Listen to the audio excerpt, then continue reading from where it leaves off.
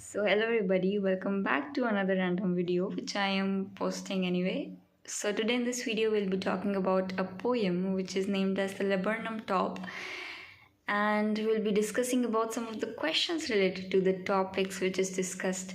I mean, not the topics but the story or whatever this poem talks about. So if you aren't interested in watching this video and this topic in this poem, then you can skip this video anyway. So giving an overview of this poem. So I believe that this poet has observed everything happening in his surrounding, the things which we generally do not observe, and the things which we neglect really very easily. The poet has beautifully observed everything and mentioned each and everything in a very poetic way, this poem. So laburnum top, laburnum is a tree, and it has poisonous seeds. So the poet is talking about this tree, which is not that long in height. It's a short-heighted tree with poisonous seeds, and it's basically the month of September, and the poet describes that this tree has turned yellow, and the leaves of the trees are shedding. Now, when the poet observes the tree, then he sees that the tree is very still and it is very calm. Means it's not showing any movement. So whenever we talk about anything, whenever we come in the world of poetry and we talk about how this, not the speaker. Oh, every time I'm trying to say poet, I'm like, it comes in my mind to say speaker, but it's not speaker, it's poet. So the poet, we talk about the way we think of all the possibilities of the thought of the poet while writing this poem, while writing any poem. So in this poem, when the poet observes the tree, he sees the stillness in the tree. He sees the environment. He sees that the leaves are shedding and it's quiet and the environment is peaceful. Then he observes that one bird comes, and that is when the branches of the tree show movement. So it's written very beautifully here that a goldfinch comes, means the bird comes, and with a twinching chirrup and a suddenness and a startlement at a branch end, means the branch end has shown some sort of movement, and the bird has came to interact with her childrens. That means that the childrens were there already on that tree, laburnum tree. So then, sleek as a lizard and alert and abrupt, she enters the thickness and machine starts up. So here the poet describes the bird as to be the fuel of the engine, and the engine is the tree over here. So you're understanding that the tree is the engine and the bird is the fuel, and when the bird comes and interacts with her children and comes on the laburnum top, sit there, so it's like a engine which was not working without the fuel, and once the fuel comes in, it starts showing some sudden movement and it starts working, and it again becomes so lively. So here, let me tell you that the laburnum top shows a symbolism, and that symbol is of life. Anyway, moving ahead, the whole tree trembles and thrills. It is the engine of her family. She strokes it full and then flirts out to a branch end, showing her bared face, identity mask. Then, with eerie, delicate whistle chirrup whisperings, she launches away towards the infinite, and the laburnum subsides to empty.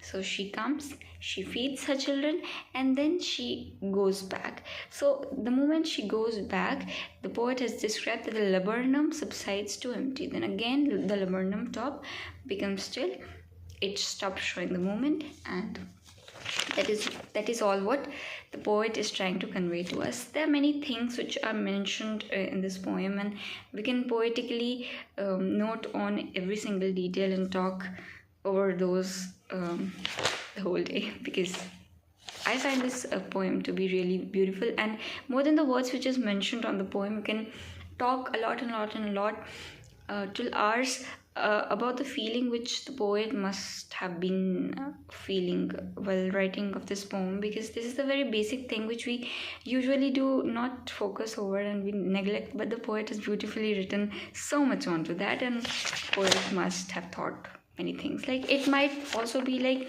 if we're talking about a person and the person is sad and the person is unhappy regarding something which has happened in their life or anything, and a sudden source of hope comes in the life of the person, and then the quick sudden reaction we can say is that happiness, that hopefulness, and that boost up of energy because of that external or maybe internal force, that positive force, of course, which has encouraged the person to just leave sadness and everything just behind and move on forward for doing something better. So that is the hope. The bird is the hope for the tree. Maybe, like, this is my interpretation of the poets. Maybe the poet would have thought of that, or maybe we can come up with a lot many meanings with the statements or the stanzas or the lines mentioned in the poem. Anyway, coming on to the question and answers. So, what do you notice about the what do you notice? I was correct. What do you notice about the beginning and the ending of the poem? What we notice about is the movement of the tree. At the beginning, it is really very calm, very silent, and at the ending, it is empty. Empty is what? A cup is empty. A cup is meant to be filled with something, and if it is not filled with something, if it is not occupied with anything, we call it as empty. But can you call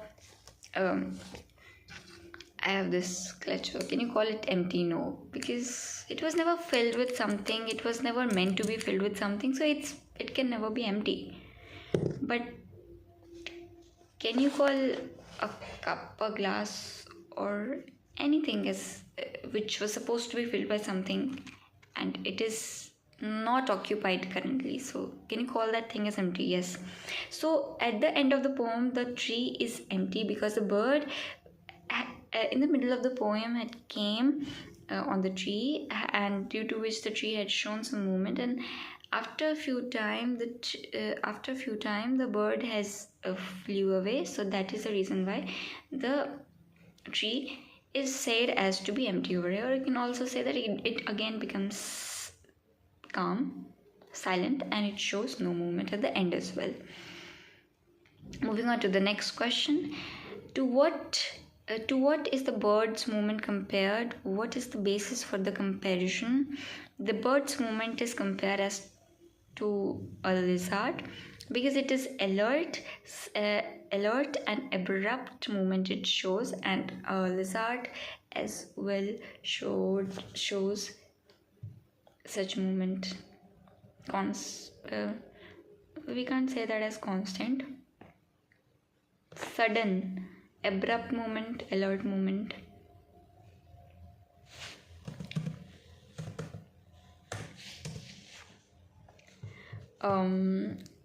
Lizard.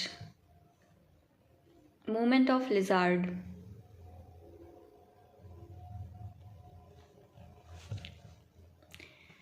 I am sorry for the inconvenience, guys. So a lizard shows a very abrupt, sudden movement. So the bird's movement is also kind of like that. Then moving on to the third question. Why is the image of the engine evoked by the poet? Because the bird is the source of the engine, which is the fuel, as I said during the explanation of the poem.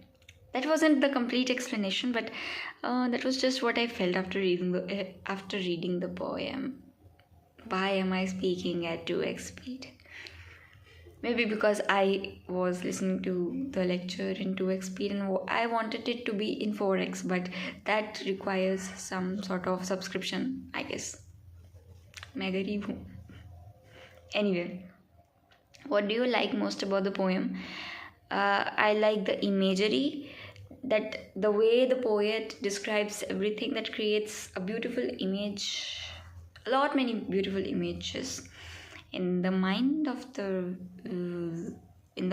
reader, not the listener, because it's something which we read. Poem. Anyway, and gesture and deeds of mother bird as well, because she puts effort, she brings food and everything for the comfort of her child, and she comes back, she feeds her child, and then she flies back for doing the same thing again. Next question. What does the phrase her bird face identity mask mean? Because basically the bird has a identity mark on her face, which helps her children to identify her, so that if any other bird comes to them, then they do not misunderstand them and think that that other bird is their own mother, and that is the use of that mark. So